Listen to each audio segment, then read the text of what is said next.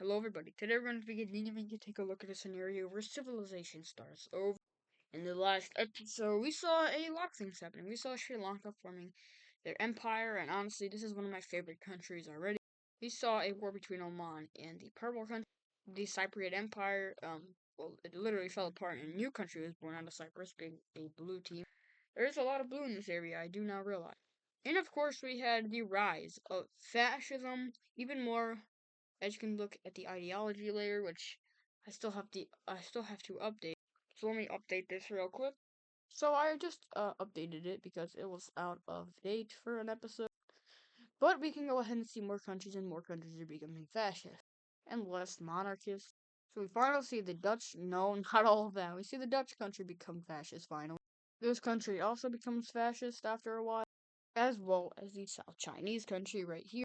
And now we can go ahead and take a look at military alliances. Now, we can see that, it's really favored towards the Parallelogram Alliance, but we see a couple new members joining the Circle Alliance, one of them actually being Australia. Now, Australia, they are not a fascist country. I want to get out of the way. They're not fascist. They're leaning in that direction. They're a monarchy, a very expansionist monarchy, and, well, they don't like the Southeast Asian Union, and, well, this country also joins because why not? If you don't like both your neighbors, so why not just join to, well, get rid of them? These two countries right here, the Ukrainian country and this bluish team right here, they're also going to join, as well as this gold Sinai country, or Sinai, whatever you want to call it. Oh yeah, and one more being this country right here. They join, and well, we can see that a couple more people are going to join the Parallelogram Alliance eventually, not right now, but some are going to join later, and we can see which ones those are later though. It's also really cool, or not cool, but it's interesting to see that there's no Circle Team colonizers, which is kind of surprising because countries like Poland could be colonizers. Same with the Dutch; they weren't given any colonies though. So heading over here to Sweden, we can see a very interesting event happening. And that, well, if you remember back in, I believe, well, it was World War One when the Swedes collapsed. If you remember, they were in a war against the Russians, and that was a crazy war. The Ottomans were involved against the Russians. We had the Koreans and the Chinese. It was a crazy war. Um, but yeah, so anyways, yeah, the Swedes collapsed. I guess so did the Russians eventually, and eventually also the Ottomans. But the Swedes, they collapsed, and, well, they probably got the easiest out of it. Not at first, because Russia and the Ottomans still existed at first, but they eventually died. And, well, these two guys, they're still here. And no country forbidden them from reuniting, which is interesting. Interesting why I'm bringing this up. Reunification. That's because that's exactly what happened. These two countries reunite into the Swedish Union, and at first it's actually a democracy. Yes, the Swedish Union is a democracy at first. Interesting, because if you remember, obviously they were a monarchy, but now they're a democracy, and there are two candidates. This is interesting. Also, if you're wondering what the world feels about this, it's it's just it's not necessarily bad. It's kind of worrying, but it's not necessarily bad for these countries. Just to know. They don't think too bad of it. Yeah. And, well, if I remember, their capital used to be right here.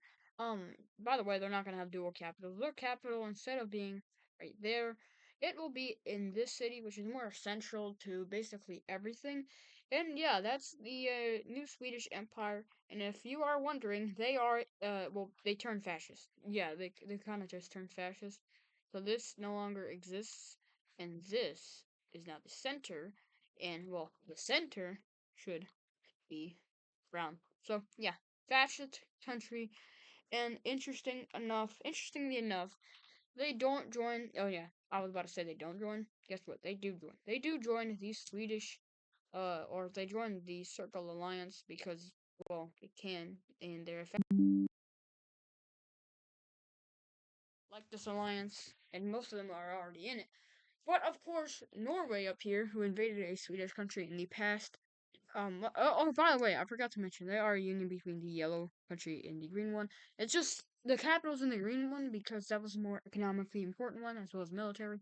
But the yellow one was also very interesting. Also, you can see some specks of like former Norwegian countries over here. Like in the north, we see yellow over here. I don't know who that was from. Actually, that was from this country right here, this previous one. Anyways, though, you can see that they're gonna go ahead and join the Parallelogram Alliance. Of course, they did. You know, they do not want to get invaded by this new Swedish Empire, which is possibly stronger than them. Who knows? Well, I mean, I know. It's probably equal, to be honest. The Swedish probably have a little bit more of an advantage. Oh, but anyways, I don't know if I ever showed you guys this. What is happening? I don't know if I ever showed you guys this, but I want to show you guys the first of all the religion map. I don't remember if I ever showed you the full religion map. This is what it looks like. Very interesting. No particular religion is too dominant. The red and blue ones are obviously the most dominant, as well as the Ottoman one and the Southeast Asian one, the Russian one, and the gold one. But there's not too much gold, to be honest, in the world. Um, there's way more orange, especially in South America. South America is mostly orange. But then there's the two outliers being the two Asian countries, and of course, you have the Asian country up north in California. And well, that's pretty interesting. Just wanted to show you this religion map. The cities map. You guys should, you know, see this most of the time. It's just the cities map, and for some reason my computer is really lagging right now. I don't know why it is. Anyways, we can go ahead and go over that. We have our economical rankings outdated, by like 2 episodes. These rankings also outdated by like 2 episodes. And we have, of course, our capital layer. We have trade routes, which haven't used this in a long time, and that's because we probably never will need to use this ever again, due to the fact that, well, we just don't need this. On to the one I'm most proud of, the provinces map. I made each and every single one of these provinces in my spare time. Wow.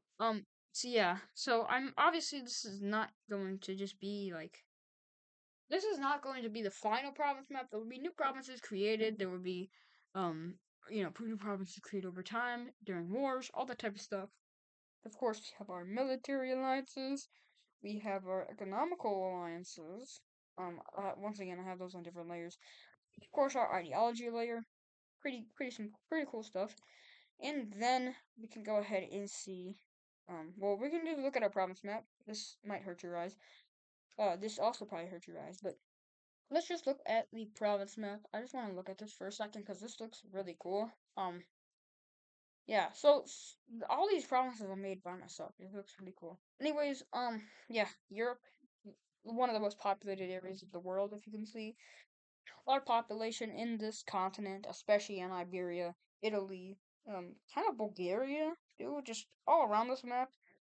All around Europe, there's a lot. In North Africa, there's a lot. In Nigeria, Gabon, Tanzania, Ethiopia, Madagascar. In South Africa, there's a lot of people. Over here, Australia has a lot of people in the southeast. We have the Philippines, which has a lot of people. China, Japan, Korea, India, of course. Can't forget about them. The whole Middle East, except for obviously Arabia. Um, yeah, we have Russia. Then we have the Americas. We have the Californian area, the East Coast, and the Great Lakes. So the most populated areas of North America. And then, of course, we got the Brazilian coast, the Chilean coast right here, and then the northern coast of South America. Weird thing to say, northern coast of South America.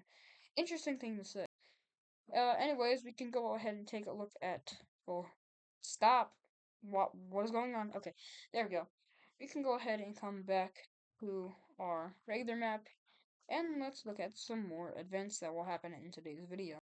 Which I will note, it will be a little shorter than normal, I think. I'm already at 9 minutes, so it might not be short because there's only one real event.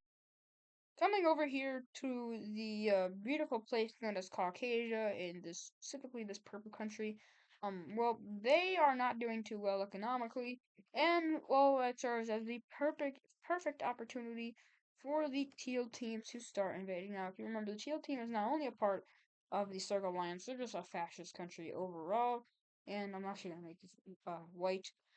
Yeah, so the teal country is pretty dang strong, and if you look at cities.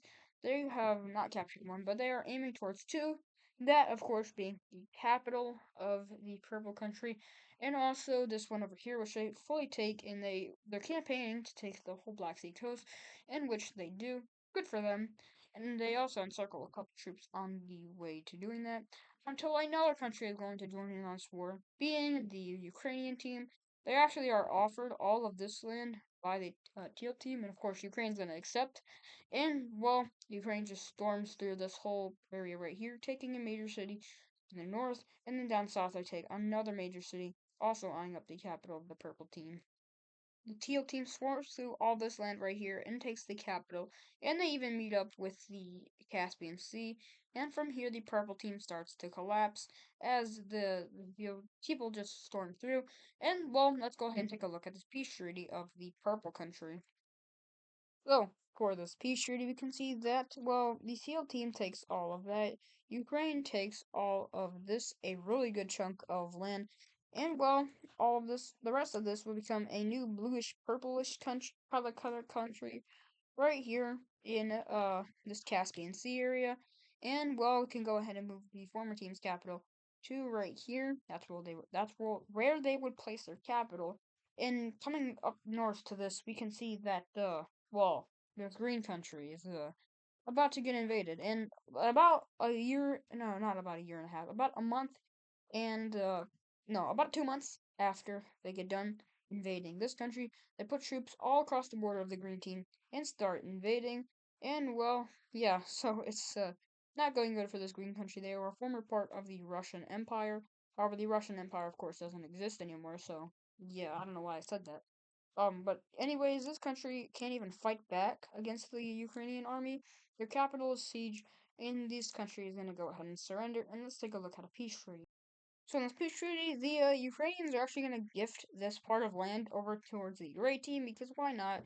And well, the rest of it's of course going to go to Ukraine, the red Ukrainian team, and that capital of course no longer exists. And well, yeah, that was a nice gesture by the Ukrainians to this grayish kind of pinkish country. What is this? It is a grayish, pinkish, reddish country. Interesting. Well, I can tell you these two countries, they are really feel fearful about what may happen to them. Literally, on all sides, these guys are surrounded by fascist countries. The Bosnian country, fascist. Bulgaria, fascist. Purple country, fascist. And Poland is fascist. So, yeah, it's not good. And, as you can imagine, the fascists did wait a couple of years until they officially declared war. But yeah, let's just go ahead and take a look at the first turn of the war. Oh, well, yeah, of course. These countries aren't doing well because, these guys are literally expansionists. So the Bulgarians will capture the capital of this country and it will fall. But the Polish basically take this country. Basically, the Polish and Bulgarians meet up for the first time. And let's take a look at this peace treaty. It's not going to be. And looking at this peace treaty, Bulgaria gets, no, they don't get all of that. They get all of this land. The Polish will get all of this land, and well, obviously, as you can see, the lovers are gonna meet up, the Bulgarians and the Polish. These guys, the purple team's gonna take all of that, and the red team will take all of this, and obviously, now we can see that Central Europe is a lot more unified and, well, the lovers have met up, being, of course, Bulgaria and Poland, and good for them. Now they can make love. Maybe they could even make a puppet state right here and call it their baby. I think I'm going too far with that. But here's some more fascist movement. As we can see that the red team is invading the light cyan team, the Afghanistan country. And if there's anything I can tell you about the Afghanistan country is they've done barely anything. They're not very strong. And well, if you do nothing and you're not strong, then that prones you to well, invasion. And well, of course, they will get invaded by the red team. And a lot of their areas will go ahead and be sieged. Their capital falls, and from here, they will ask for a peace treaty. However, right before that happens, we can see that the purple team starts their invasion. Now, the purple team is also a fascist country, and they start their invasion, and they take basically all of the rest. And let's draw up the peace treaty between the two countries. The team takes all of this land. This is the reddish, pinkish, fascist country. They're taking all of that land, including the capital. And not that. And the purple team, of course, they're gonna go ahead and take everything else. And while these countries are expanding rapidly, I don't know what that is right there. You can go ahead and do that. But like I said, these countries are expanding rapidly. This guy's capital is gone. And well, yeah, so that is it for the Afghanistani country. They would survive if the purple country didn't third party them, but they did, so womp womp. Uh, And now there's better connection between the Middle Eastern and the Asian fascists.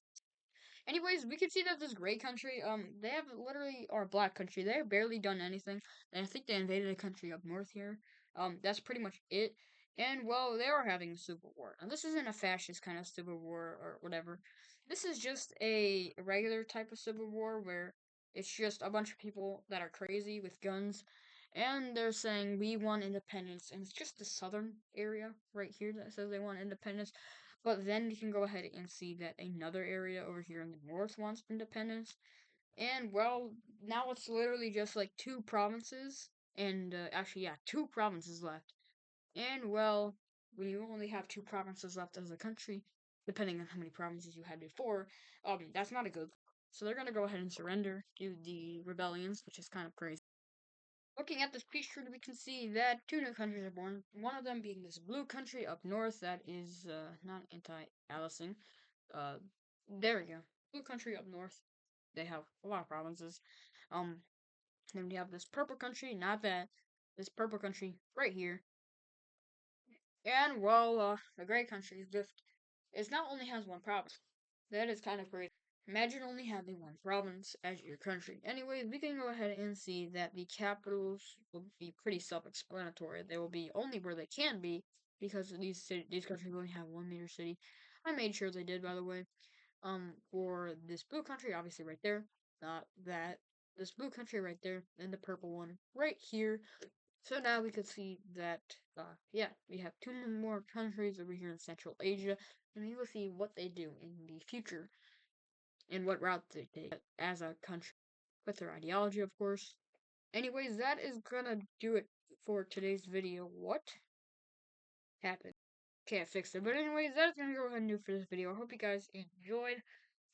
I will see you guys in the next video. Goodbye.